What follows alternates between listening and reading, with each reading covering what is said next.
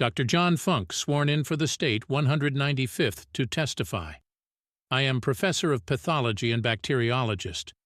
I was shown by Dr. Harris sections from the vaginal wall of Mary Fagan, sections taken near the skin surface. I didn't see sections from the stomach or the contents.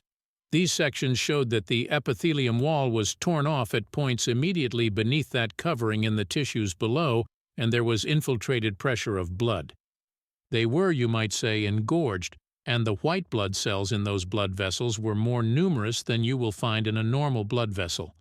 The blood vessels at some distance from the torn point were not so engorged to the same extent as those blood vessels immediately in the vicinity of the hemorrhage. Those blood vessels were larger than they should be under normal circumstances, as compared with the blood vessels in the vicinity of the tear. You couldn't tell about any discoloration, but there was blood there. It is reasonable to suppose that there was swelling there because of the infiltrated pressure of the blood in the tissues. Those conditions must have been produced prior to death, because the blood could not invade the tissues after death.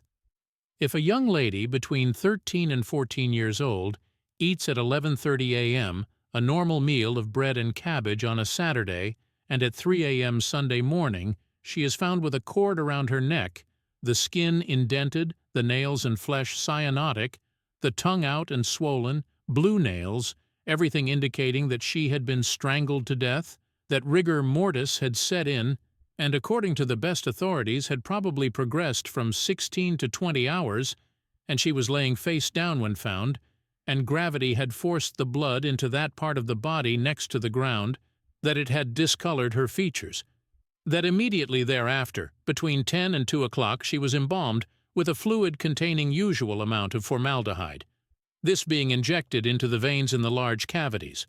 She is interred thereafter, and in about a week or 10 days she is disinterred, and you find in her stomach cabbage like that, states Exhibit G, and you find granules of starch undigested, and those starch granules are developed by the usual color tests.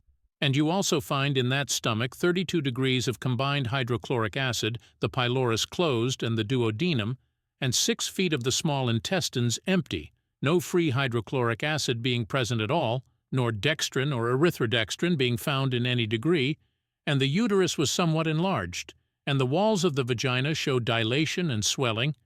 I would say that under those conditions that the epithelium was torn off before death, because of the changes in the blood vessels and tissues below the epithelium covering, and because of the presence of blood.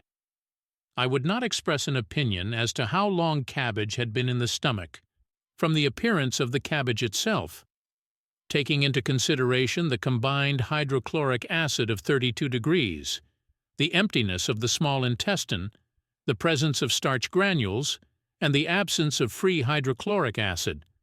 One can't say positively, but it is reasonable to assume that the digestion had progressed probably an hour, maybe a little more, maybe a little less. Cross-examination. Dr. Dorsey asked me to examine the sections of the vaginal wall last Saturday. The sections I examined were about 1/4 of an inch wide and 3/4 of an inch long. It was about 9/25,000ths of an inch thick, that is, much thinner than tissue paper.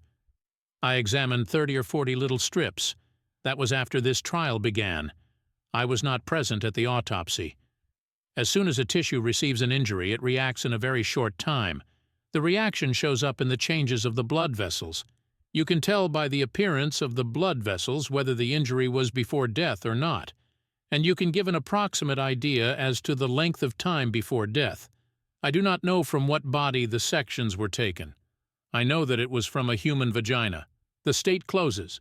Evidence for defendant in sur rebuttal.